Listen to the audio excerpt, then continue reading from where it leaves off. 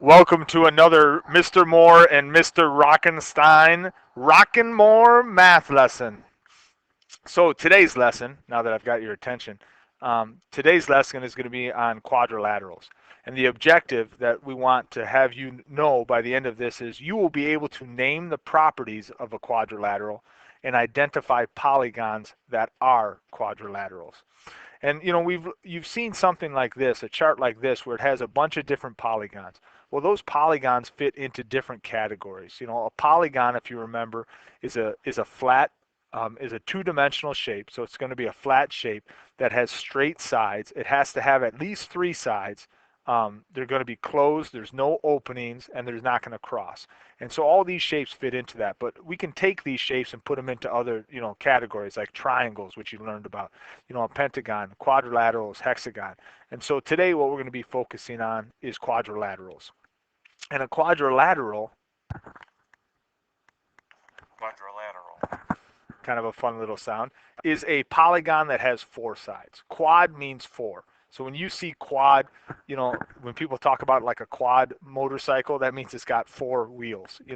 A quadrilateral means it's going to have four sides. If it was a quadrangle, that means it has four angles. So today, what we're going to be focusing on is the quadrilateral. And within a quadrilateral, just like our polygons can be separated, we can separate our quadrilaterals into several different categories.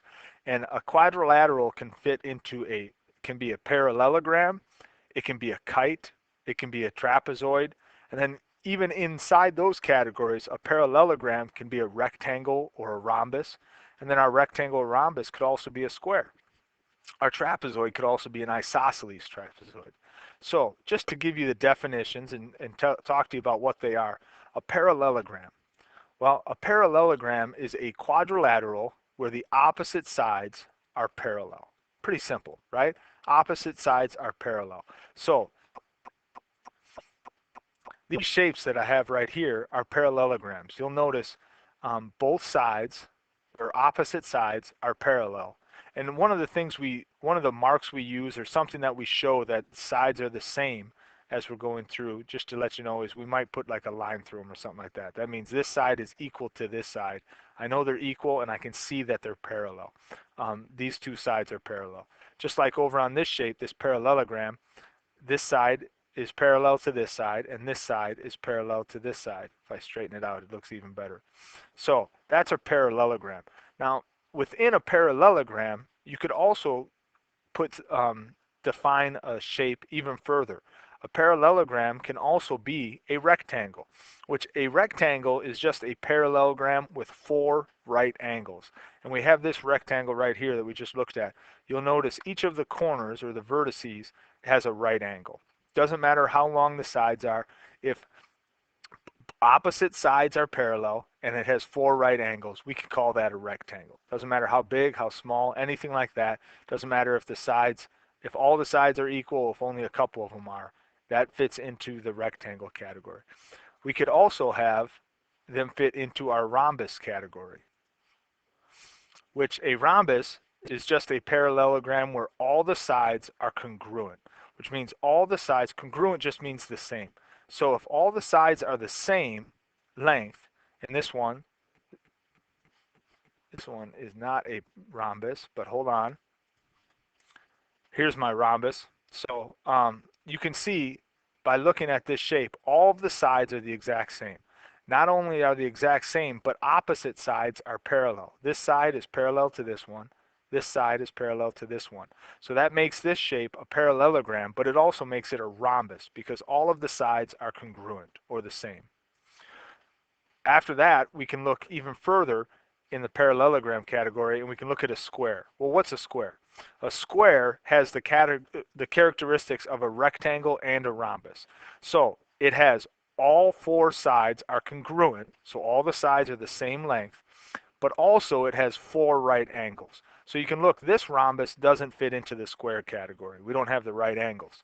And this rectangle doesn't fit into the square category because they're not congruent.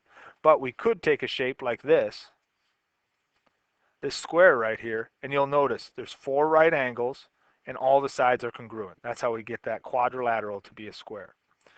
Other categories for quadrilateral is a kite.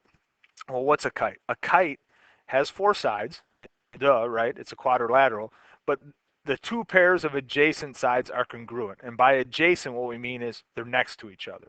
So adjacent just means next to each other. A kite, the two sides that are next to each other are congruent or the same.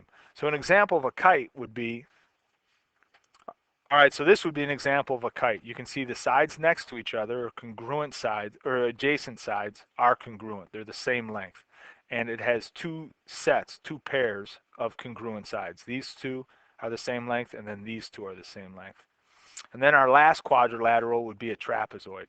And the definition of a trapezoid is exactly one pair of parallel sides. So this quadrilateral has four sides, but only one of those or one pair of those sides are parallel. So this would be an example of a trapezoid. Here's your trapezoid. You can see these two sides are parallel, but these two aren't. Doesn't matter how long, how short, anything like that. They don't have to be congruent or the same, but it just has to have one pair of parallel sides. So that's the lesson on quadrilaterals. Remember, quad means four. That means it's going to have four sides to it. And then within the quadrilateral, there's several different categories that a shape can fit into, and we can categorize. And some shapes can fit into more than one category when we go through. So hope you enjoyed the lesson and have fun.